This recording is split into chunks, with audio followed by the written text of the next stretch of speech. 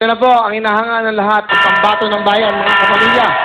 November 18 sa Thomas and Max Morales, kalaban ng pambato ng Pilipinas, Manny Pacquiao!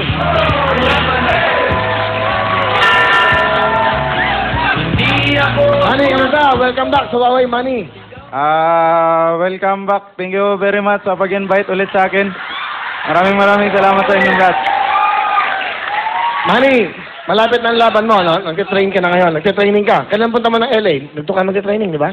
Bali, bumalik lang ako para dito sa Huawei. Siyempre, will love kita eh. Galing mo. Uy, ano sa tingin mo? Mananalo ba tayo ngayon? Sa tingin mo? Siyempre, lamado. Wala ngang kadala-dala eh. Okay. Ano, kailangan ba talagang pumusta ko dyan? Pumusta ko lahat ng kabuhayan ko para dyan. Lahat na. Ipusta nyo na. Pati nanay, tatay ninyo. Okay. Manny, kamusta? Ano, meron ka bang ginagawang album? Gawa ni Lito Camo? Mayroon, sana supportahan nyo pa rin yung laban natin to. At saka, mayroon nga pala akong... mayroon nga pala akong show sa sitcom bar. Sitcom bar. Pwede ba yan? Okay ba Sa yan? Las Piñas. Kalaban Okay lang yan, yan. ha? Pamilya din yan. Pamilya rin. din yan. Okay lang. September 28, Thursday po yan. 300 pesos lang ang ticket, pero kung ngayon kayo bibili, may promo. 600, buy one, take one. So, dalawa. Dalawa. 300 po yung ticket. May ano siya. Kung ngayon kayo bibili, may promo. Buy one, take one. 600. Kung gusto nyo mas... Nakatipid kayo. Nakatipid. Kung gusto nyo mas makamura, may 50. Sa labas lang, makibalita kayo kung anong nagkataon. Okay. Manny Pacquiao. Kailan ulit? Panonoodin ko to. September 28. 28. Ah. Kamusta? Kamusta ba si Mrs.? Buntis, di ba? Mrs.? Di mo alam. Alam ko, malapit na nga, October eh.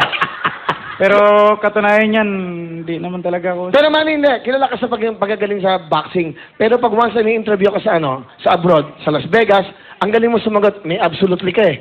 Gusto ko magsalita mo. In-interview ka niya, ladies and gentlemen, Manny Pacquiao. Ladies and gentlemen, we're here in the Chambers Arena. Are you going to fight Morales? What can you say about the world? Your kababayan in the country, the Philippines. Manny? Maybe I want to thank all the supporters and absolutely my fellow countrymen, especially Madam President. Alright! Ikaw ba talaga bakit ba Manny Pacquiao? Ikaw ba talaga, sino ka ba? Ikaw ba talaga si Manny Pacquiao? Katunayan yan, hindi naman talaga ako si Pacquiao eh. Sino ka? Ginagawa ko lang to kasi trabaho ko. So, ano ibig mo sabihin sa amin? Kasi okay ka naman, nagpapasaya ka naman, di ba? Napasaya ka naman sa mga tao. Pag pinapanood ka, yung mga malulungkot na tao, napapasaya mo. Yun ang importante. Bakit mo ginagawa to? Bakit man? Para makatapos yung boyfriend ko.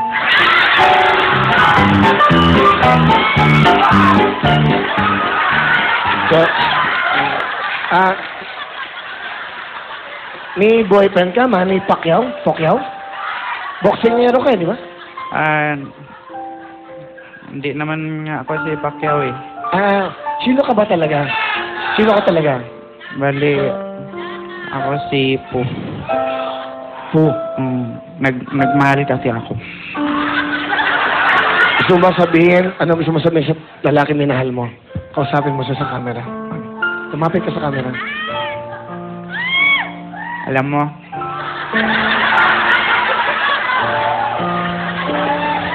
namimiss na kita.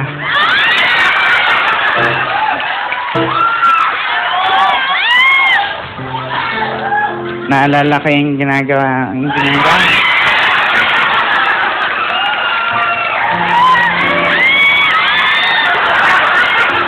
Hindi kasi pinagmamalaki ko siya kasi sobrang sweet sa akin.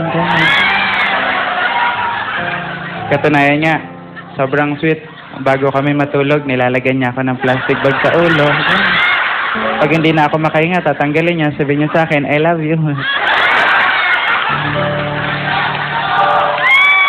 Siya yung lalaking nagturo sa akin kung paano magtipid sa buhay.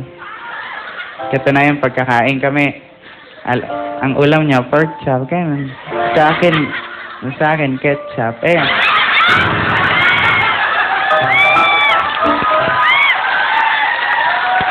Pero, masaya ako sa kanya. Proud na proud ako. Kasi, never siyang nahingi ng pera sa akin. So, sana lang kumukuha sa wallet ko.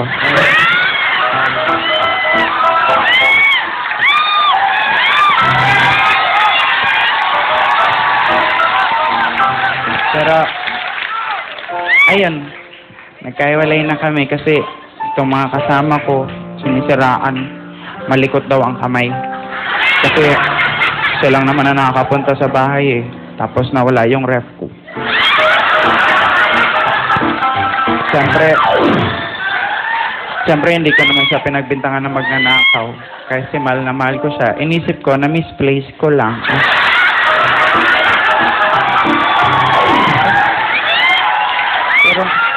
Pero, Manny, last part, yung parting words mo na, yung gusto mong sabihin sa kanila.